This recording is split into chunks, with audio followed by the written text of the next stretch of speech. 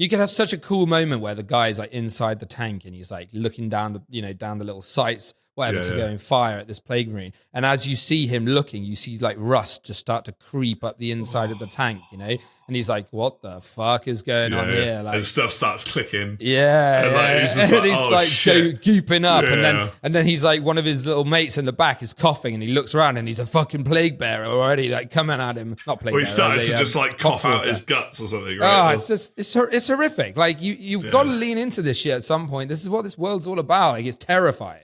You want to show that. It's the classic World War I meat grinder of like life is cheap. Life is cheap, and it like, is for the guard. It is for everybody. Like, let's be real. Like if you're on the meat grinder of the Imperium, like your days are numbered, bro. Do you know what I mean? Unless you're... But I do think like just showing that brutality of those front lines with the guard, maybe like have a bit where one of the guys just sees one of his mates just get absolutely melted, like brain melted by some Tzeentch demon or whatever it is. And then he turns to run, and then his fucking commissar just shoots him in the back of the head when he's running. It's like that kind of brutality. That's what it's like, Yeah. We need more of that shit. Like, and that will be so cool to get people in, because they're going to watch this, and as a normie, they're going to come in and be like, I get this, because I can see that this is just horrific war, and like, it's fucking brutal. Welcome to the In the Tank podcast. Get ready for an hour of hot 40k goodness coming in your ears. You're in the tank now, baby. We're live. We are indeed live, and then we've had some technical issues this morning. Your face, like... Fucking hell. I've had enough. I've never seen you so frustrated. Like, it's been terrible. My microphone wasn't working, and then we're just about to record, and my camera just stops working out of nowhere, and then I'm just like, brilliant, cool, nice. Man, my fucking light falls off, Matesk, and it's all happening. Russ is 15 minutes late, the cunt.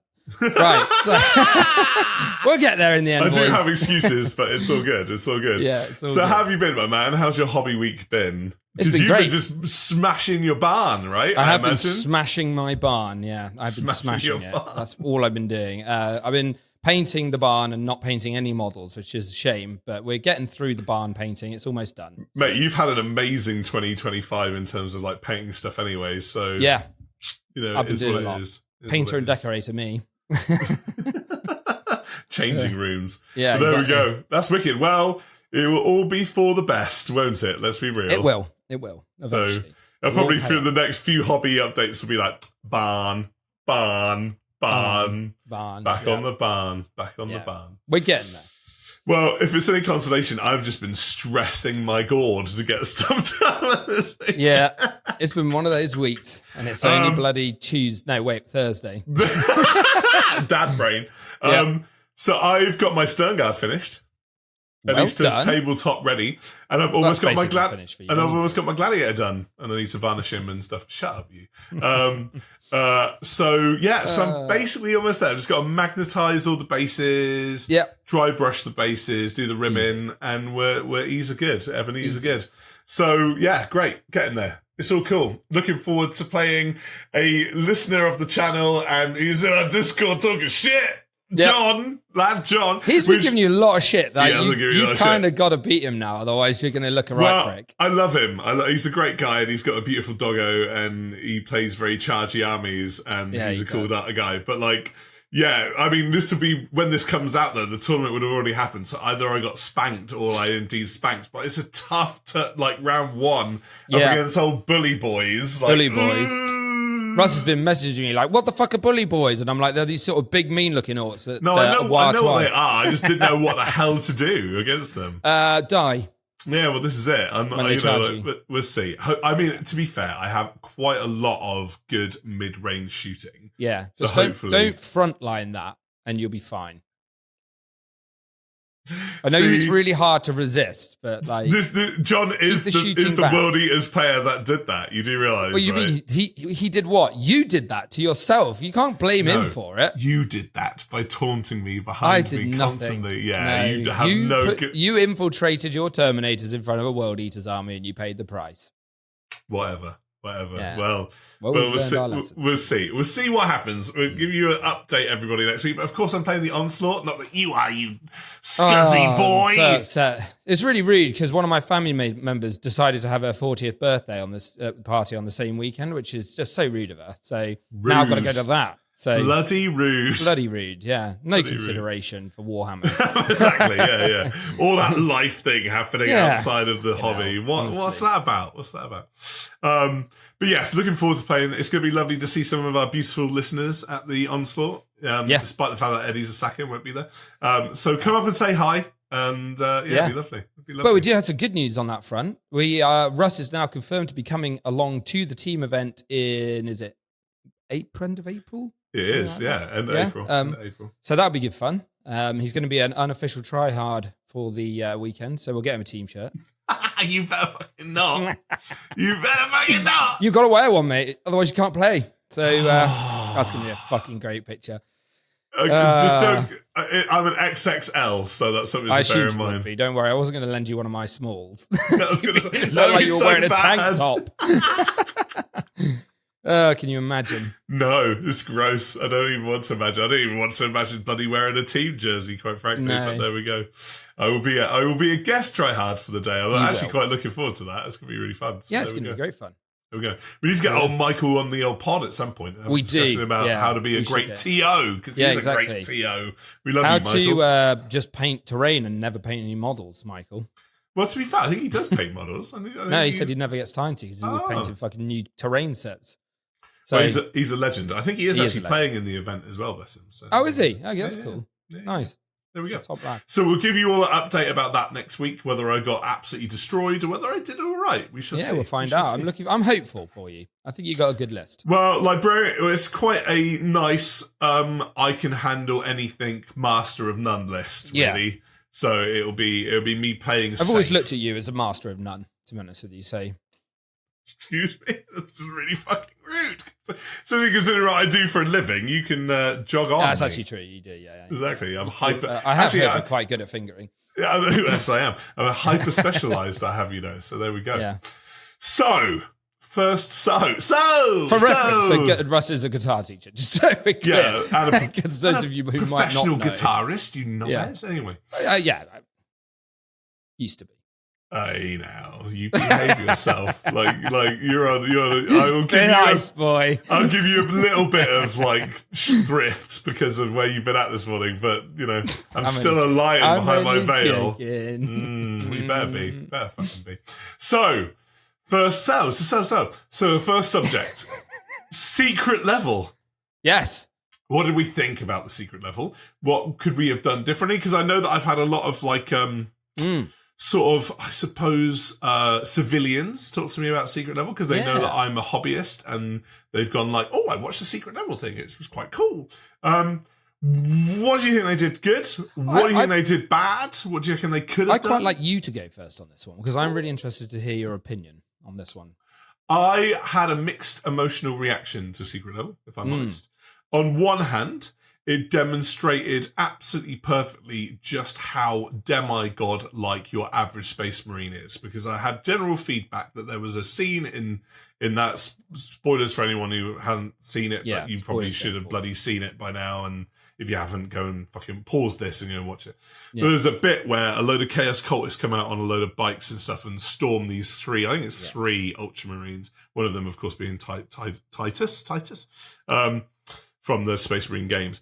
And everyone was like, I really enjoyed that scene because it highlighted just how powerful three Space Marines were. Because I think it was 4, but yeah. A lot of people were like, holy shit, these guys are in trouble. And then they just killed everything. They just mashed everyone. Smashed into the transport and stuff. So it highlighted how powerful Space Marines are. I'll be honest, and it was gorgeous to look at. It was absolutely gorgeous to look at. In terms of the limitations of animation and stuff like that, it pushed it to the extreme, and I quite enjoyed it. Although it did feel to me like a bit of a Space Marine 2 cutscene, basically long cutscene. The one thing I didn't like about it was that it was just quite a little bit pretentious in terms of the plot, And like, it didn't really give you much context as to what the fuck was going on, right? Where it was like, and don't get me wrong, you don't have to spoon feed your audience like what the hell is going on at all times, right? But it was really esoteric and like really dreamy and like, and a lot of people asked me to explain it after the fact, right? And I was like, I don't know if I really can in a way that would make sense, right? Where it's actually a little bit interpretational, like, you know, it was just a bit like up its own arsey at times. And I was like, could this have been better if it would have been like a guard regiment or something that was like fighting a load of chaos or tyrannies or something, and then some space marines showed up at the end and they were like, oh, the angels of death, what? And it was all like epic and like, or whatever. Like, I don't think you really got a sense of the setting that much from it, if that makes sense. Yeah, I think you're bang on. I think that bit when they were running down the canyon towards the Marines and they were just fucking them up, like that's the bit that everyone clips and plays, and you know, it's all the shorts of that, you know, on YouTube, and for a reason, because it's fucking kick ass and it's cool. You know, it's just my favorite bit about that is because obviously Lieutenant Titus is walking along carrying this big sort of coffin like metallic slab on a chain. And obviously, his sort of leading is, I think, I can't remember what rank his sort of commanding officer, whether he was a sergeant or what it was, but he was like, you know, walking alongside him. And then there's this bit where basically Titus just sort of drops the chain and just goes off the hinge and just goes and fucks up this tank, like shoulder barges through it and then blows up another tank. And like, there's a look that the sort of sergeant like looks towards him as if to say, you little fucker, you cheeky bastard, you running off doing naughty things again, Titus. Like he was, you know, off the leash a little bit there. He shouldn't have done that. He's certainly not Codex compliant, is he? He exactly. That was a little bit cheeky, you know. So I thought that was great. That really did it for me. And it was, and like the drop pod sequence was just really well done. And I loved that. So that was great. But I do think the bit where they sort of went down the hole and all gravity went all sideways and it was all like a little bit, you know, dream sequency with that Tzeentch demon. It was really cool, don't get me wrong. But I think it's almost like, because the guy who worked on Astartes was working on this, right? He was one of the head guys that worked on it, I believe. And it's almost like the guys at Games Workshop were like, you know that bit you did in Astartes with the Chaos Psychers that were like doing all the force fields? Yeah, let's do that. Slow motion. Yeah. Let's just do that, but with like a Tzeentch demon. And it just got a little bit, as you said, up its own arse. Also, it was very dark, like almost so dark that you couldn't see what the fuck was going on to a degree. And I was a little bit like, you know, people who aren't clear what this giant statue of a Tzeentch demon, like a big bird boy, are, you know, normies who are going to go and watch that just because they're watching the secret level stuff are going to be like, what the fuck am I watching here? I think it could have been way more normie friendly. I feel like they should have just done it against Tyranids or something. Because, you know, if you're going to use Sergeant Titus, especially, because I didn't even realize it was him to begin with, if I'm honest. Like the first time I watched it, I was like, oh shit, that's him at the end of it. For some reason, I just sort of didn't catch that. I almost feel like they should have just grounded it in the, if they were going to do that, just ground it in the Space Marine 2 kind of ethos, kind of just keep that line and make it so fucking obvious what's happening here that, you know, or even go back and do some orc action from Space Marine 1, you know, just obvious combat and like an obvious, nice flowing story for people to just grasp and be like, okay, this is cool. Rather than being like, what the fuck's happening here? I actually think Titus being in it was actually a massive distraction. Yeah, I agree. I wouldn't have put him in it at all. No. But seeing as he was in it, they might as well have gone a different way with it. Yeah, it just seemed really such a weird choice because it's like, then where does that fit in the canon of Space Marine? Like, then who are they trying to attract? Like, are they trying to make Titus like sort of Mickey Mouse, like Space Marine? It's an interesting one because they were trying to sort of like make the point that Titus has no fear, right? And if you watch the clip where the Tzeentch demon is killing the other Marines, it's a subtle thing, it's like sort of blink and you'll miss it, but when he's reflected in their eyes, all of the ones that he kills, their pupils are dilated because they are shitting their pants, basically. Yeah. Which is interesting because Space Marines are supposed to know no fear anyway. We'll skip over that. But like Titus, if you look at him when he does all the sort of weird eye gash opening stuff, his pupils are not dilated because he's not shitting himself. He's just ready, and then he fucks him up. And that's an interesting, cool little addition. But I feel like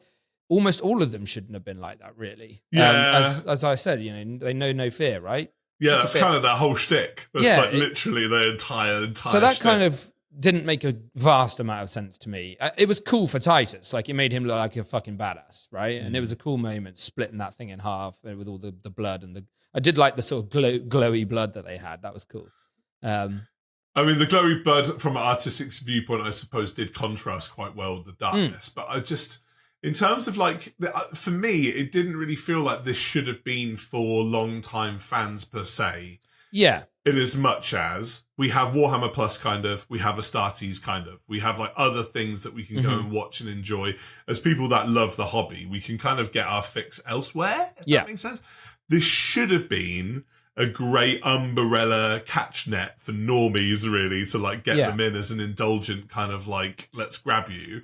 And I just don't think it was well thought out to be that. And I think it just didn't make sense for normal people to watch. I think you're right. I think you're bang on, because, like, if I was, I showed a couple of normie people in my family who don't play Warhammer the thing, and they were like, oh, that's really cool, but they didn't get it at all. They were like, well, so what was happening? And there was a lot of explanation needed. And I didn't feel necessarily like all the other secret level videos were like that to that extent. There was one or two that were a little bit like, you had to kind of get what the original thing was about to figure it out. But, watching it as someone who knows the setting, even I was a little bit confused at times the first time I watched it as to what the fuck was happening. So I can see why people would be like, really cool bit with all the fighting in the valley and the little, bits with the cultists and their vehicles and that was great. But then the rest of it, I think what I would have done differently personally is I'd have almost just remade the Dawn of War 1 cinematic, right? But just like in modern animation, expand it a bit so that there's a bit more of a human, like as in a bit more of a human from the Space Marines perspective element of trying to really get that hill against the orcs or the nids or whatever the fuck it is in this case. And like, that panning out shot always blows me away, even though it's a really old animation now. Like when he pops up the fucking banner in the soil, he should have worn a helmet, by the way, because he got shot in the neck, and he wouldn't have done if he'd have worn a helmet. But that bit where it zooms out and you see all the drop pods coming down in the distance, like that really sells it for you and kind of gives you that sense of scale of the Marines. And like, me and you on a very similar wavelength there, because like, you kind of want to pique a watcher's interest to want to know more, right? Yeah. But by then completely isolating them, you really fuck it, because then it's almost like overwhelm, where it's like, I have no idea what's going on, right? Mm-hmm. Make it a group of guardsmen. Make it a group of guardsmen fighting on the front lines and making it seem like their battle that they're having is like mega important. This is how I would have done it, right? I know where you're going with this. And whether it would have been chaos or whether it would have been Tyranids or something, right? Yeah, whatever. And had that, and within 20 minutes, get like likable characters that are interacting and joking with each other, and then over time, like maybe a couple start dying and stuff, right? And it's like pull the old heartstrings. Yeah, exactly. And then like, you get to the end and they have their like little victory or whatever, and then one of two things happens at the end, right? Just to kind of lay the setting on of like what the hell this setting is all about, right? Either they look across the like thing and just see endless, like streaming, like hundreds of thousands of Tyranids, they're like fucked, smashing into like other stuff, and they're just like, oh my god. Or a spaceship in the sky go like, and like the whole planet gets exterminated. Yeah, I mean that'd be really cool. Like either one of those. I do think that they could have lent into the grimdark aspect of the setting a little bit more. I think what was really cool, and this is another animation that we've had recently, was the sort of trailer for Space Marine 2, where obviously Titus comes down and there's all the guardsmen and they're like, oh my god, it's his angels. Like, and he's fucking massive. And you realize the scale of this dude. And he basically just comes in and absolutely bitch slaps the Tyranids and rips a warrior in half and cuts his head off and stuff. Like, that is very cool because it kind of gives you that sense of scale. As a normie, I could watch that and be like, holy fuck, those guys are well cool. Like, he's massive. Yeah. And I kind of like the idea of almost what you were saying about with like the guardsman idea. I think it'd be really cool to have almost, part of a battle where you're following these guardsmen, you're getting to know them. I'd almost go down a Fury style where you've got like a Bane blade or something. Yeah, just Leman Russ. Or Leman Russ, but like something big, something solid, like maybe a Rogal Dawn meeting in the middle. Like, something, a proper solid tank, right, that's going through, and it's like getting fucked up, and these guys are, really having to struggle to keep it going through the mud and like, the enemy and whatever, and it's really gritty, and people are dying here and there and that sort of stuff. And then at some point, a fucking drop pod just comes down, and these guys just absolutely come out and just lift this foe, and they're like, holy shit, like we are little, we're little pussy ass bitches compared to these guys. I think Guardsmen are the perfect thing, and this is why I think when we talk about Warhammer Plus in the future, Amazon in the future, the Amazon show, I think Guardsmen are perfect because they're so easy to self-project on as a watcher, right? Yeah, and you go, it's a human.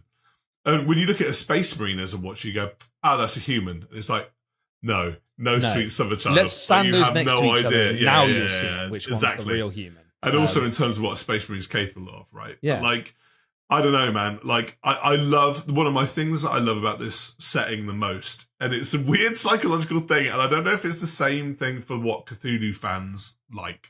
Yeah. And we've talked about it before on pod, which is feeling so tiny in this massive world, which for me makes me feel weirdly like settled and like chill.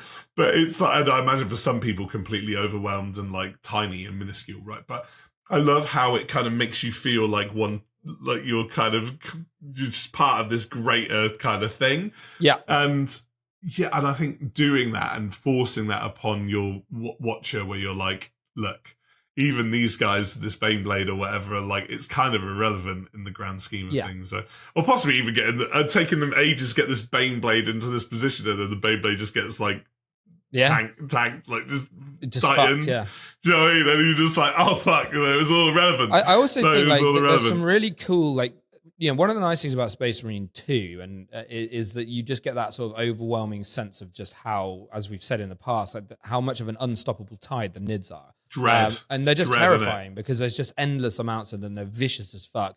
Like, that's one kind of scary, but there are so many different types of scary in this world. And one of the ones that I love is things like Death Guard. The idea of basic guardsmen facing off against something like Death Guard, or even just plague bearers and that sort of stuff, where they're just like boiling up in all these diseases and they just can't do anything. They're just dying and then coming back as poxwalkers and turning on their foes and like scraping at the tank and all this sort of stuff. Well, again, and then obviously the Marines are going to be a little bit harder to take down in that fashion because they've got a lot of resistance to the diseases, etc., etc. But it'd be cool. Like, just show a bit of that. Like, we want to see how fucking awful it is to just get your ass melted by, like, horrific demons. Again, you could kind of do that in waves, right? You could do it where, like, to start off with, like, the guardsmen are like, putting on respirators or whatever, and it's, like, green gacking everywhere. And then to start with, it's, like, cultists, and they're like, oh, they're tougher than we expected. And then it's poxwalkers, and it's like, zombies, and the watch is like, what the fuck is going on here? And then the starting of, like, plague marines, and that dread of like, oh no, like what are we gonna do? Like, we can't deal. You can have such a cool moment where the guy's like inside the tank and he's like looking down the little sights, whatever, to go and fire at this plague marine. And as you see him looking, you see like rust just start to creep up the inside of the tank, And he's like, what the fuck is going on here? Like, and stuff starts clicking. And he's gooping up. And then he's like, one of his little mates in the back is coughing and he looks around and he's a fucking plague bearer already, like coming at him. Not plague bearer. Or he's starting to just like cough out his guts or something. Right? It's horrific. Like, you've got to lean into this shit at some point. This is what this world's all about. Like, it's terrifying. You want to show that. It's the classic World War I meat grinder of like, life is cheap. Life is cheap, and it is for the guard. It is for everybody. Yeah. Like, let's be real. Like if you're on the meat grinder of the Imperium, like, your days are numbered, bro. Do you know what I mean? But I do think like just showing that brutality of those front lines with the guard, maybe like have a bit where one of the guys just sees one of his mates just get absolutely melted, like brain melted by some Tzeentch demon or whatever it is. And then he turns to run, and then his fucking commissar just shoots him in the back of the head when he's running. It's like that kind of brutality. That's what it's like, Yeah. We need more of that shit. Like, and that will be so cool to get people in because they're going to watch this, and as a normie, they're going to come in and be like, I get this because I can see that this is just horrific war, and like, it's fucking brutal. Well, I think that's how you sell it to people, right? Where you're like, think of the most epic conflict that you could ever think of as you know it in any media or any historical element of what you enjoy, right? And amplify that by 1,000 in every single direction. And that is the one USP, like the grim, dark sort of conflict, like sort of style, is like the massive USP bit, that and daddy issues, right? Oh, we love daddy issues. Just, we love a bit of daddy issues. Oh, daddy! Very Freudian.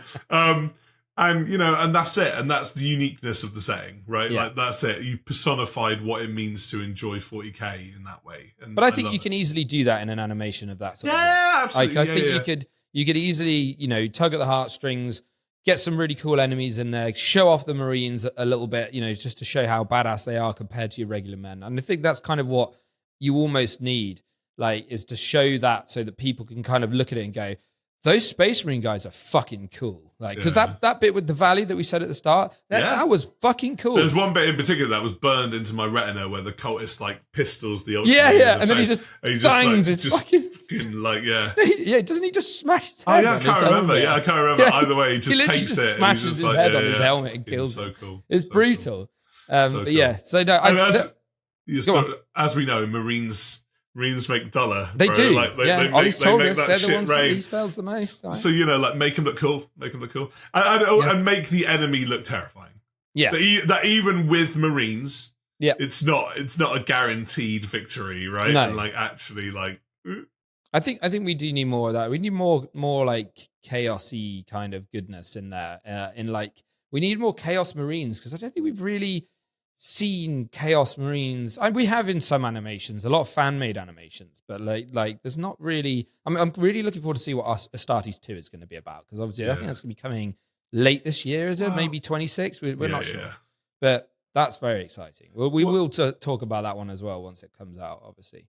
Well, very quickly, because we've talked about this subject quite a lot, but one of my favorite things in terms of like Chaos Marines and their interaction with like vanilla kind of characters or guardsmen or whatever, right, is in, I think it's the first Gaunt's Ghost model, when they like encounter one Chaos Space Marine, and the Chaos Space Marine just almost bodies the entire like Tanith person. I think he's Iron Legion. Iron Hands. Iron Warriors. Iron Warriors. Sorry, he is. I think so. But the cool thing, and the small detail that I love, right, is just looking upon the like heretical runes on the Chaos Space Marine armor makes guardsmen like throw up. Yeah. So just looking at the profanity of it, like the fact that thing exists in front of you and is like the personification of chaos in front of you, will make your body violently ill. And right? like, just to look upon people it. have it with psychic stuff. Like, you'll have like a Chaos Psyker, and the waves of like psychic energy just nauseate and like completely confuse people and dumbfound them. They can't, like, their heads are ringing and they can't even think, and there's like hoarfrost creeping up everywhere. I love that shit. Like, there's a really cool bit in the Eisenhorn series where he's like communicating with this guy, and it's like the whole room is just freezing, and it's so cool. And that's the point. Detail it. Go into that finer like detail, because that's the bit that'll make people go like, ooh. But yeah, I think in this instance, make it human, make it easy for normies to digest. It's not really for us. Like, make it so it's nice for them to enjoy. We've discussed this with like the Amazon TV show that Henry Cavill's leading up. We're all, as a wider community, I think, intrigued to see where they start with that. Like, do they start with Gaunt's Ghost? Do they start with like an Eisenhorn kind of series? Do they just go in with the Marines? I feel like they're going to glide us in a bit gently, and I think that's the right call. Rather than getting Henry to be like, I am, the Emperor, because I know he wants to be, and he will probably be at some point, but like, take it gently. Take it gently. Otherwise, people are going to be like, what the fuck am I watching? Well, like, you have one chance here. Yeah. And if you fuck it up, then you've really fucked it. If you go full Rings of Power on us. Well, shut up. I love Rings of Power. I know you. But I mean, it's an impossible task. We'll talk about this as it kind of unfolds, and because this won't be our first time to do it. And we're not going to be one of those content creators that are like, the Amazon TV. Well, I mean, you've noticed that we've literally waited months since this was released to discuss it, because we didn't want to just be like, bandwagon. Yeah. There we go. But let us know your thoughts, and you should be reminding me to do this. But like, comment, and subscribe, folks. Well done. That was faster than last week. It only took you about half an hour. Last week you did it at the end of the episode. You should actually. It benefits us both. Oh, no, it's too much fun. I'm sorry. It's become a mini game for me. You go see. You're everyone enjoys it. You're such a Necron troll. You love it. You just love it. You love it. But yes, please like, comment, subscribe. Check out our Discord. Get your ask on our Discord. We've got more and more people joining every day. We've got like 30 people in there. That's great. It's great. Like posting shit all the time. We've got Patreon as well for those of you that want to support the show. And a massive thank you to our current Patreons because you guys help us do this every week. Make it more affordable for us. So, oh my God, yeah. It's really actually very handy indeed. It is. And you can shit talk me on Discord as well. And there's a lot of shit talking you on Discord that goes on. In fact, I'd say that like 70% of the conversation in Discord is basically people taking the piss out of Russ and Space. So if you like to do that, come and join us. It's great. It really triggers him. Oh God. Okay, cool. There we go. See, I have a feeling my first round of John is going to be trolling me at that. He's going to be. It's going to be bad. Like, there's quite a lot of people that are like fans of the show that are going as well. I know. So you're going to get a lot of shit that weekend. I know. I feel. Try not to get tilted. Well, you got recognised, didn't you? But in public. It was. It was quite funny because we were. I was in one of my old local games workshops in Milton Keynes the other day, and I always, whenever I go in there, I always come and look and see if anyone was playing. And there was a couple of guys playing Necrons versus Genestealer cults, and I was like, "Oh, both my armies playing." And then the guy was like, "Yeah, I know." And I just sort of, offhand comment. I thought nothing of it for a second. I was a bit like, okay. And then went off and, I was just looking around the shop with my mate and then left it. And then he pinged up in the Discord and he was like, who fucking walks over to my game? But Eddie himself. It's quite funny. But he was playing Genestealer cults, the Brood Brother Auxilia, the mad lad. And he actually won his game against Necrons. So fucking good work because that is a shit detachment. So that was an uphill struggle, mate. You did well there. So, just goes to show, you play a niche thing. Sometimes that works. You've done the patriarch proud. The patriarch. Yep. See, for you, that must have been split loyalties. It's cool when you see like your two favorite armies fighting because a part of you is like, oh yeah, nice. Exactly. Like it. Love it. So, we're going to move on to our next subject. There's no wet blend, unfortunately, here, though we did mention some demons in it. It's a very dry blend. We did mention some demons on our first part, our secret level bit. What are our favourite demon sculpts and why? There are some good ones, aren't there? There are some good ones. You can start this time. I'll start. Last time. Okay, so I've mentioned this before on pod, but one of my favourite demon miniatures of all time is Skarbrand's current iteration. I absolutely love him. I think he looks fucking mean. He's got these gnarled up wings. He's all like, his face is all half torn off from where Khorne just flicked him when he sort of tried to have a little scrap with Khorne. I get the impression that it was just him like, and just like bangs on Khorne's ankle, and Khorne's like, such hubris. Such hubris. Idiot. Like, how did he think that was ever going to end well? I have no idea. But I respect his bones for that. So, I think Skarbrand's model is awesome. It just looks like a real mean bean machine. Yeah, exactly. I do like how you can see his skull on his face. I think that's a really cool touch. From like where like he's grinding his face like over hundreds of miles in space or whatever. And his wings are fucked as well. He's all tattered up and he's got those fucking great axes. I think he's got a couple of axes. He just looks mean. He's just it's such a great pose. It's such a great. I'd love to do if I ever do demons as an army, if they somehow hang around after 10th edition. I'd like to do all my demons like monocolor across the whole army. Yeah. And I love the idea of doing like a sort of black with gold. I've seen somebody else do it. I think it was in like the Oxford Discord or something like that. But they just look so nice with that like brassy gold armor and black skin on them, like Be'lakor, that kind of color. So I think he'd look amazing like that. Oof. Yeah, I mean, I think that's the classic corny color scheme, isn't it? Corny. Yeah, but no red. Scheme. That's what I'm saying. Black skin. No red. No red. Black skin. You could have a pop of red. Pop of red on like cloth, but black skin. Black grey and then gold trim. Let me sit with that. It's good. Trust me. I've seen it. It looks hot to trot.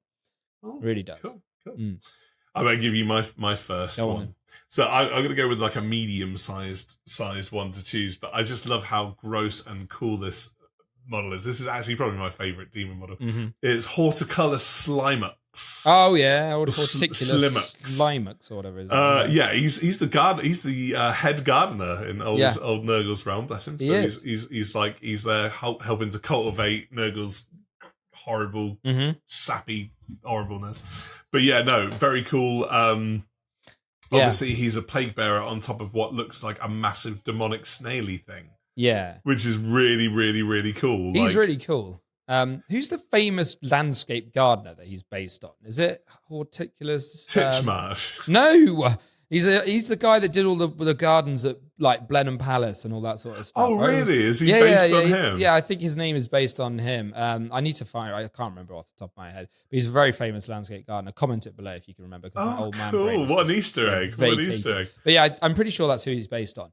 I just love his crazy scissors are just gnarly and like really cool. But also the snail's super cool. The snail, it looks so kind of like my heart goes out to the snail because on one part it's obviously a horrific demonic creature of Nurgle, but the snail doesn't look like he's having the best time. No, he doesn't, does he? He's just like, yeah, kill me. And like the cool, I think it'd be really fun to paint because of like the shell and stuff, right? It's a really cool. I do want to get it at some point. And mechanically, it used to have this really cool ability where it would plant.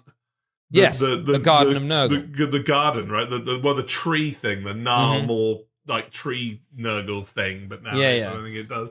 But just really cool model, very unique sculpt. I think he's also got a Nurgling on like a thing to help the snail move. Nurgle demons really do have some very good models. Like they've got some real personality. But very much so. I'm going to take it away from demons to a different type of demon, the Avatar of Cain, who is technically a demon because he has the demon keyword. And I think his he's had some cool sculpts over the years, but his latest one is just pure sex. It's awesome. I love the fact that you can change the Wailing Doom between like spear, axe, sword, etc. And that he's got a few different like face options, head options, hair options, or whatever you want to call it. He's just so meaty and he just looks mean. You got the burning, the bloody hand of Cain or whatever. It's just so cool. I think that model had to be a home run, didn't it? In terms of like how iconic that model is. They did nail it actually to the point where it even makes me go.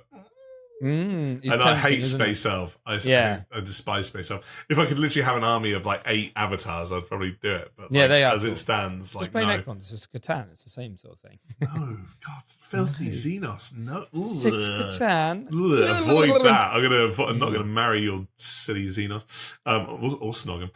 But like, avatars are cool. Avatars are great. Obviously, a shard of Cain himself. Yes. And just gives that what you need from that model, which is an intimidation factor. But you look at that and you shit your britches and you go, like, how am I going to kill that? And he's got that new. I think is it the what are they called? The little warrior leaders for their casts in Eldar. There's a Phoenix detachment. Lords? Yeah, the Phoenix Lords. So there's a detachment that benefits all of them, and he gets a benefit in it as well. Ooh. And I think he's got like some kind of strat that gives his like attack 8 damage or something stupid. He only has 1 shot, but he's like re-rolling hits of 1 or like wounds of 1 or whatever you want. Gross. And you just basically blap it out and just hope you get like a D3. I think he's got sustained D3 or something. So if you roll a 6, you're just going to fuck somebody's day up. As you do. As you do. Oh he's my cool. God. Grossness. So you got Avatar. Avatar. Oh, so I'm going to go back to 3rd Ed. Because I reckon 3rd Ed for me with the metal demons, and we're coming out of like quite blocky, quite kind of. I think, in my opinion, that 3rd Ed was where the best lesser demon sculpt came from. Yeah. Right? And you could choose any of these, but my 2 favourites are the Bloodletters, where they had those great big axes and they looked like Satan. They literally look like Satan. They look like Beastmen, kind of. Yeah. They were quite beasty. They had long, flowy hair. They did, yeah. That Number of the Beast kind of vibe, didn't they? Yeah, very much that. And like axes, and they were quite chunky for like their scale. They were really big, and they looked really cool. Way better than the modern Bloodletters, in my opinion. That looked really weird. and look like they would be tiny little avatars of a war god, right? Yeah. And also the plague bearers as well, by that same token. I actually quite like the modern plague bearers, actually. Yeah, they got good. I've got some of the old metal plague bearers, and I have to agree. The old metal ones lovely. are horrific. Yeah. Horrific. They are. They've got like they're really guts hanging out everywhere. They really just look vile. They look like they're in agony, actually. I know they're inured to pain, but they just look like they're having a fucking bad time. Yes, which maybe doesn't suit modern Nurgle as it stands, right? Yeah. And I'm glad actually that they retconned that and made stuff, which is kind of a reason why I don't like the old Nurglings, because they just look like they're in constant pain and anguish. But like the modern Nurgle stuff, they're cool. But the modern Nurgle stuff looks like they're having a great old time. Yeah. And that takes the edge off that a little bit. Like if Nurgle looks like they're in pain all the time, then that's quite distressing. Rather than I kind of like it. I like the idea. Yeah, I like it, but it's grim dark. It's grim dark to a level. I know that from the lore, they're kind of like inured to the pain. I know that's kind of the whole point. Yeah, it's the endless gift, etc. But it's a cool idea that they're almost kind of suffering for their art. If I'm honest, I kind of like that more. If no one's seen these, check out Google 3rd ed 40k demons, or I think it was 6th ed fantasy, because they were the same across both ranges and stuff. But they're great. They're really cool. Really hard to get hold of. I want to get hold of some bloodletters for my 2nd ed word bearers army, because I think they look great and gonna love them. So there we go. Cool, yeah. So my final choice, I think, is an obvious one, and I feel like the whole demon community would be an outrage if I didn't choose him. It's Bellacor's new model. Oh. He is just stunning. Like, he's such a centerpiece. He is a absolute fucking unit. He's got such a cool base as well. It just looks like, this altar to chaos with obviously you can put like a dead marine on the bottom of it if you want, that's being sucked off. But like he's like yeah, exactly. It's just so cool. I love his sword. His wings are really massive, and all of like the chains with skulls and stuff hanging from it. He's just really good. He's really, really nice. Bellacor's a really interesting one, in as much as I think he should have more stuff going on, because we don't see him in the lore that often, right? Yeah, and he popped up in that book recently, didn't he? The Dark Angels one, was it? Where he was fighting against old Evil Forge man, Arcaphane guy. What's his name? Yes, he came in with Vashdor. Vashdor, that's it. Vashdor the Arcaphane. Yeah, there was like a 3-way gangbang there, because there was. He doesn't want him to achieve like godhood. Yeah. But it did seem for a long time that Be'lakor was like sort of rival of Abaddon for like being the big cheese.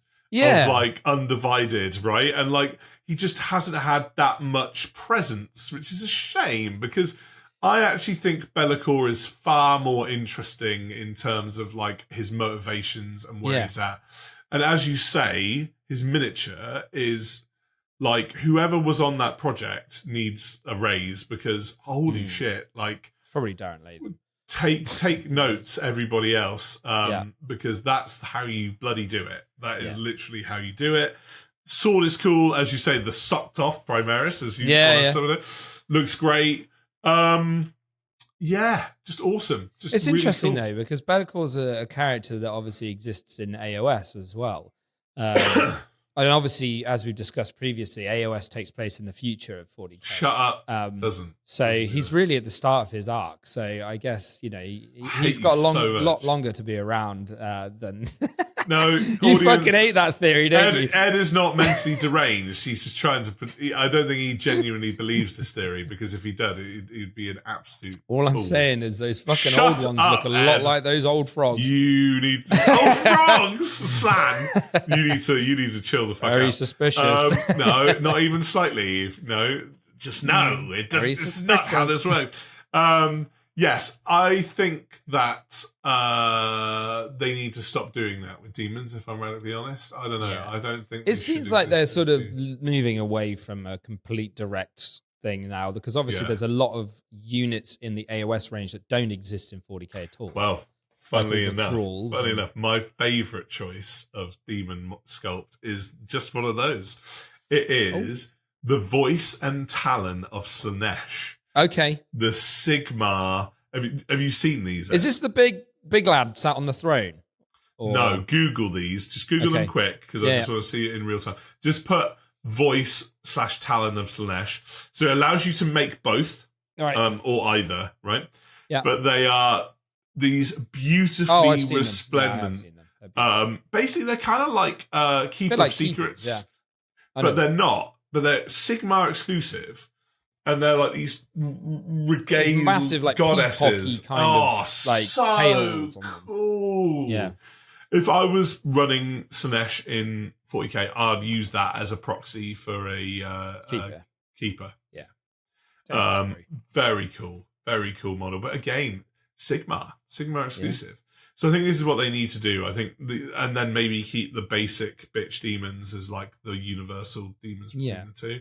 Because it is a bit confusing that you would have Be'lakor in both settings. That's weird. It is weird. But also, as you said, it's like an alternate universe or whatever you're trying to, spew. I don't know. There's definitely some crossover.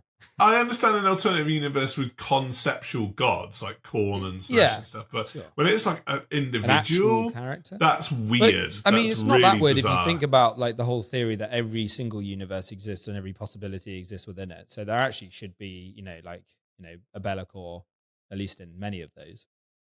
Yeah, but by that same token, Sigmar should be in 40k as well. And it's he is. It's the Emperor. But no, it's just no. For me, it hits my OCD brain where I'm like, no, absolutely not. Too complicated. Keep them out. Keep them out of each other's settings. It's just silly. Just silly. But yeah, Bellacor's great. I love that. I think I'd actually say objectively, I think Bellacor's probably the best choice out of all of those. Didn't he win Miniature of the Year when he came out? I think so. I think he did. Yeah, I think so. Not surprised. Technically, we could have also said the Demon Primarchs, but we'll talk about that another time. Yeah, the Demon Primarchs are cool. We'll rate those later. Except for the new Angron. Yeah. And to be honest, the new Demon Prince model is very cool. And I've got to make one honourable mention here, which is talking about your old metal models. It's not technically entirely a demon, but the old metal Chaos Spawn, the one that's got like the sort of mouth that's coming out. Oh, what, the thing? And like all the scythe arms on its back. I've got one of those, and that is one of the coolest models from that time that I own. I love it. It's just huge, and it just looks like this roiling mass of flesh and muscle, and it's got like a little half a face. Like, yeah, I see that. It's quite distorted. So it's just quite savage fucked up. looking. Quite fucked up. So yeah, more of that, please. See, my honourable mention is the Plague Toads from Forge World. You're the coolest models ever. Yeah, they are cool. They are cool. I use them as spawn proxies. Yeah, they're very cool. You can use them as like Beasts of Nurgle and stuff as well. Do you like the new Torments for the Chaos Cultists and all of that lot? Because the Torments? On one hand, yeah, like you remember the Chaos AC/DC bricks, the Chaos Cultist bricks? I really do. The thing I don't like about them, I love them, how they look, and I think they're fantastic. And I love the body horror. I love the Stephen Carpenter kind of vibe, right? The thing I don't like about them is that obviously if you want to take lots of them, they're going to start looking really samey. And I don't like that. And I know it's hard to make that kind of kit modular, but like maybe allow a little bit more leeway in terms of like options there. Because I find them slightly like I find them bordering slightly into the goofy, if I'm honest. Like they're almost like trying to be a touch comical in my eyes. Like, I don't know about that. I think they're quite horrifying. I feel like no, they are horrifying, but they're just a little bit like the demon faces are a little bit goofy on them. I think they could have been a lot more horrific looking in their faces. The body horror is great, like the bursting out of a person and having it like half dangling off your demonic form. That works for me, but just make their faces a little more scary, and that would have been even better, personally. But they're cool. I think what would be better is something a bit more subtle and crazy, like someone like going and like underneath their skin is like the demon trying to bust out. Do you know what I mean? Like kind of like moving their body around and stuff. And obviously, like the guys that lead them are cool because they've got those sort of like Witch King kind of vibes. Are you referring to the Dark Commune? The Dark Commune, yeah. Dark Commune are badass, like very very badass. Anyway, we digress. So there we go. So see, that's just like another like Kabunda. It's Kabunda so, although we haven't said Kabunda, we didn't say Kabunda for our demon choice. What's wrong with us? Kabunda. See, he should have been. Oh, shit. Why did we do that? It's so lame. We've missed the opportunity now. Kabunda. So there we go. So, Varnish. One of the most unnecessary things, but necessary things in the world, right? Oh, Varnish. Yeah. So, why is Varnish important, Ed? I think Varnish can be very important. Extremely important. I actually am only recently converted to Varnish. I will have you know. So I will state for the record that not a single one of my Necrons is varnished in any way, shape, or form, and never has been. So nuts. I think it's very dependent on your army's color scheme and the paints you're using and all that sort of stuff. I think I get away with it on the Necrons because they're metallic and it just doesn't seem to rub off very easily for whatever reason. It's just solid paint. I don't know what it is about metallic paint. It just dries quite solid. Yeah, that's true. So I get away with it on them. But I will say that my Gene Stealer Colts are the polar opposite. And if I don't varnish them, all the paint comes off of them the second I handle them. So I found that very quickly when I was painting them that I really needed to figure out how to varnish. And I watched one of old Duncan's videos on varnishing. And he gave me some really cool tips. If you haven't watched it, just have a look. Just type varnishing Duncan. And get on there on YouTube. Varnishing Duncan. Just I'm going to varnish my Duncan. Just Duncan varnish, varnish Duncan. Because honestly, it does actually make a difference. And what he basically said to do was, because you've got three types of varnish generally, and you can mix in between. You've got gloss varnish, satin varnish, and matte varnish. And matte varnish, I think, personally, looks the coolest because it's quite flat, although it can make your colors go too flat. Satin is a nice middle ground, especially for like armor or marines and stuff, where you get a bit of pop and it's a bit tough, but it doesn't rub off as easily as the matte varnish does. Whereas gloss varnish, you get that shit on there, it's encased, but you look like you're wetter than a fucking otter's pocket, basically. So I think you need to what he said was to gloss varnish first, and then to use the matte and satin over the areas that you don't want the gloss, basically. Ooh. And that works really well. And what I do the exact same thing for my Gene Stealer Colts. I just hit them with a gloss varnish, let them cure overnight, come back the next morning, hit them with the matte varnish all over, and then I'll paint on gloss and satin where I need it. And I use the airbrush to do it. But I would recommend that you really thoroughly clean your airbrush afterwards, because that shit will gunk it up quick if you don't. But that's my use of it currently. What have you? I'm a bit more gangster than you, so paint it on. I not that gangster, but sometimes I do. Oh, I bet I know what you do. You're a Munitorum boy, aren't you? No, I'm not actually. Oh, you're not? No, I'm not. Good. No, fuck that varnish. Be really careful when choosing your varnish, folks. By the way, because some varnish can leave and it used to be terrible, the Munitorum varnish or the satin varnish. You're talking about frosting, where it would frost. Yeah, be really careful because. The concept of this is kind of split. Like, if you get good varnish that you really like and looks great and that you're really happy with, always varnish your models after you paint them, because you're going to be spending hundreds of hours fucking painting your minis, right? And then based on the pH level of your sweat in your hands, I have horrendous pH. I think because I eat a lot of spicy food. No, seriously, my strings. No, it's not really. But my string. It's not really. My strings, because I'm a professional guitarist. Yeah. My strings turn black within 3 or 4 months. I always wondered why my hand stung when you shook it. Really? Is that actually true? You're not actually.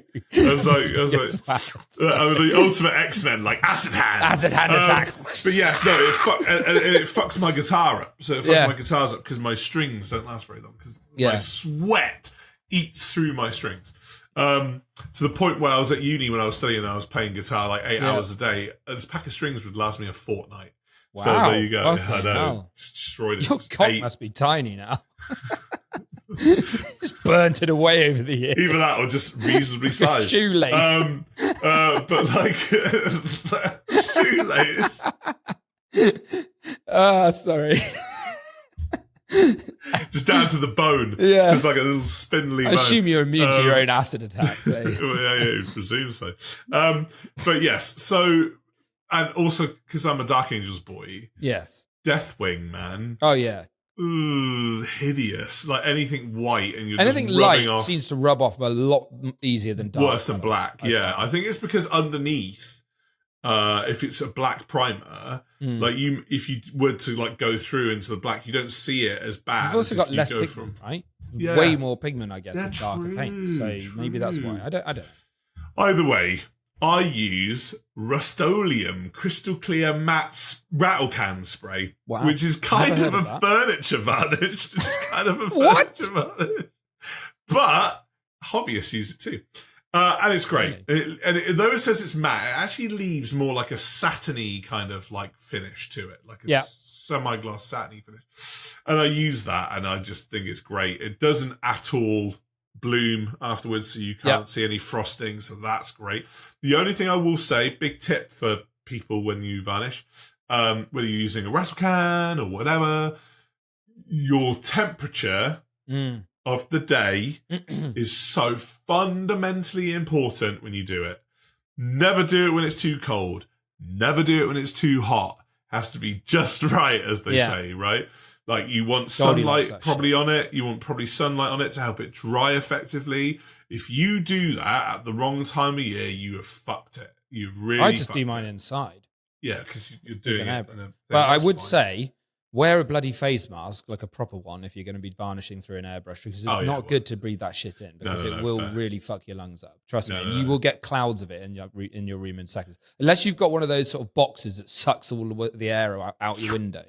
I would 100% recommend wearing a good like respirator mask when you're doing it. What I would say, like counter to what Russ uses, his furniture polish or whatever he's on, I would really recommend AK Interactive's, I think it's like ultra matte varnish that they do. Okay. That stuff is so good. You need to shake it well. If you've got one of these little whizzers that Russ got me, what are they called? Vortex Mixer. If you've got one of those, great, but you really do need to shake it. I am. My head is full of moths today. But yeah, if you give it a really fucking good shake first, and make sure that you apply it in thin coats if you're doing it through the airbrush or whatever. But that won't. I've not found any problems with frosting with that at all. And if you do, another tip from Duncan is to just go. I think it was Duncan that said this, was to go over the bits that are frosted with just pure contrast medium. Apparently, if you paint that over the top of it, that can lessen the frosting effect. So, an interesting fix if you do fuck it somehow. But yeah, I think that it makes a huge difference. And I was talking to Luke, who was here in the Battle Barn the other day. We played a little test game in here, which was really good fun against his Templars. And his Templars are fucking stunning, by the way. If you haven't seen them, go on our Instagram. It's on there, like... Absolutely, I took a few pictures on there. It's absolutely beautiful. So have a look. But one of the things we were talking about was that he had a few of the little what are those wet? I'm such an old man. What are those wet stickers called that you stick on? What the fuck are they called? Hang on. Wet stickers? Yeah, what are they called?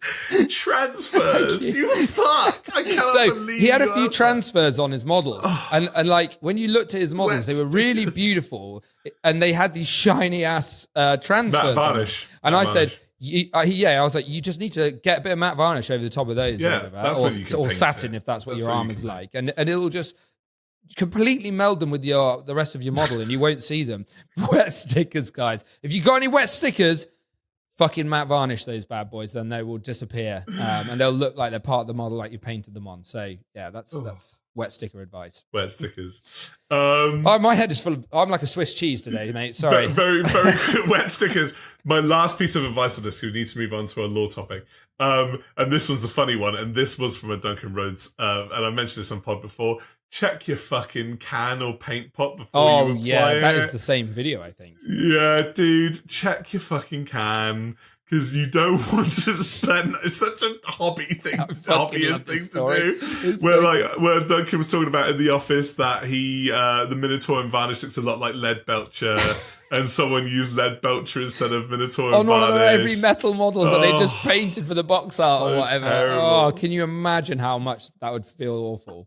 And you can't even get it off because you haven't fucking varnished. Like, yeah. That is misery. That is misery. That's hell, isn't it? That's hell. That's like Satan being like, we're gonna make you paint all your models, but then spray over them. Yeah. Oh my god. No. So check your bloody paints. That is good advice. Yeah. There you go. So yeah, Varnish, guys.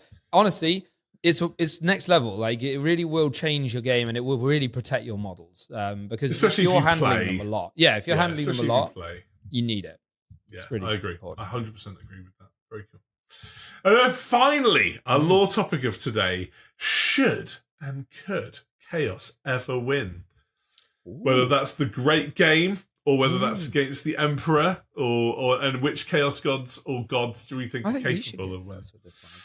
This is an interesting one because on one hand, the whole point of Chaos is that like they're constantly infighting. So like the context of them actually winning anything is kind of an oxymoron to the whole point of how Chaos kind of is and stuff.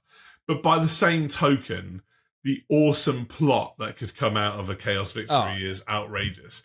And unlike the old world where it's like you have to kind of bullshit your way through it and be like, well, the universe exploded and then it was reformed and like blah, blah, blah, blah. I think just having humanity as like these dreg survivors in this like Chaos universe that's like burning itself out and the baby emperor reincarnated or something. Do you know what I mean? There's like literally like a baby in like real space or whatever would just be so cool. Yeah. And like, I don't know, I think there's so much plot potential for Chaos to win. And I think one day, I know that the status quo of 40k is to print money, right? But I think one day it would be kind of cool. It would be kind of cool. Kill your darlings, right? Kill your darlings, mate. I think it's a really interesting one because Chaos unifying it's like harder than orcs unifying, right? Because orcs, they sort of, you have to have the biggest, baddest bastard basically to unify the clans together and get them all working as one. And that war becomes very terrifying to deal with. But it's a lot harder, as you said, for Chaos to kind of unify under one banner because they are at war with each other a lot of the time. And they've got massively different sort of desires and wants in the universe and the ways of fighting. And, they've got all this bad blood and history between all the legions. So it would be very hard. But if anyone could do it, it's probably going to be a bad one, I suppose. It'd be really interesting to see a world where they unified on the front, where Abaddon and our big boy Be'lakor got together, unified the demons and as many of the Chaos Space Marine forces as possible, and just came out of the warp as one massive army and basically just started fucking shit up. Yeah. Leviathan Tyrannid style. And I think you'd actually have to see almost all of the other races kind of go, all right, put the swords down a hot second, boys and girls, because we need to fucking work together to stop this, or we're all going to be fucked. Well, like Eldari, Necrons, they'd all have to stop and be like... actually, though, controversial opinion to this, and it's the motivation for why the Alpha Legion are so weird about stuff, where the old ones and the Cabal had a theory that if Chaos does win, it would mean that their inevitable demise. Because they kill humanity or mainly fuck up humanity, and that is their power source gone. Yeah. Like that's their worshippers, because it's all their of humanity's raging emotion and murder and exactly, and also then the fallout of that seems to be the primary motivation of Chaos going forward is to kill the Emperor. That's all they care about. It's like kill the Emperor, kill the Emperor, kill the Emperor, kill the Emperor, because they see the threat of the Emperor being so prevalent. What happens then? Like, after they kill the Emperor and they do the thing that they do, they tear each other apart. Yeah. They tear each other apart. Humanity becomes a used battery. So a part of me thinks that the Xenos races have just like stepped back. That the heartache of like humanity is so prevalent. Yeah. But they just go, actually, do you know what? You deal with that. Do you know what I mean? Like, well, I don't know, because then if humanity goes down, what's fighting against all the other shit that's going to mess up the galaxy? Because we already know that the Necrons are not keen on the Nids, and that obviously the Silent King's been rocking around trying to set up their Pariah Nexus and all of this stuff. I mean, it doesn't suit what the Necrons want at the end of the day, because they want their Pariah project, right? And they want to. They're trying to nullify psychic. Yeah, exactly. Space, so basically. they don't want that, right? No. So fine. I don't think the Eldari care either way, as long as their species survives one way or another. But their species right? wouldn't. I mean, I suppose your point is that if there's I mean, Slanesh is still going to be kicking about from them, right? Yes, but if they step back and allow Slanesh to be eaten by the other three gods, or like the civil war of what it is to be, and they've learnt their lesson, right, in terms of their pure, almost like they're now Puritans in that regard, right, where it's like, and you don't have humanity to like power Slanesh, like very weak. You can kind of then take a stab at her. Do you know what I mean? Maybe. I don't know. It's really complicated. It's not as, after thinking about this and ruminating on this, it's nowhere near as simple as it appears, because at the end of the day, like, humanity dying could actually be the worst case scenario for Chaos, ironically. 100%. I think it's also, if they're going to kill the Emperor, they need to kill him in a certain way to stop him coming back. I don't think that's possible. Well, could they not destroy his soul a la Horus? Or... I don't think so, no. No? I don't think they have the power to do that. No? I think this is the great irony with like the Chaos Gods and the Emperor, where they're yin and yang to each other. Yeah. Where like I don't think either one of them can almost weirdly coexist without the other in a weird kind of way, right? And I think the Emperor, and I think this is what the Grey Knights are at as well, where if the Emperor were to die, we don't really know what was going to happen. We have no idea what's going to happen. It could just be that he dies and that's it. And the I can't remember what it's called. Astronomicon. It is removed from the battlefield and then humanity is doomed. But whether in the process of doing that, the Emperor is then therefore no longer tethered to a physical plane, and then storms the warp and kills all the Chaos Gods anyway, or whether he then just gets reborn because he is technically the most powerful perpetual ever, right? And by locking him on the Golden Throne, you kind of stop his perpetuation from happening. Sure. Do you know what I mean? Like, there is that argument. We've heard that before. Like, we many times discussed whether it would actually be beneficial in some ways to actually sort of end the Emperor's current existence. State. Yeah, state. Exactly. Vegetable state. Exactly. Obviously, a lot of bad shit would happen. We discussed this in a previous episode. Yes. But yeah, if Chaos won, I do think it'd be very interesting. I think Chaos should be given a chance to win at the very least. I agree. I would like to see a world where Chaos steps it up and, really makes a real go of things, and we actually have to see other races kind of step in and help to defeat them, or not. Well, I think actually some of the most interesting plot stuff of recent years have been a result of Chaos taking big wins, right? Yeah. Cadia falling was the coolest. I actually would go on record as saying Cadia falling is one of the coolest plot things to happen. If not anything, just to create Imperium Nihilus and the Great Rift, right? Rift.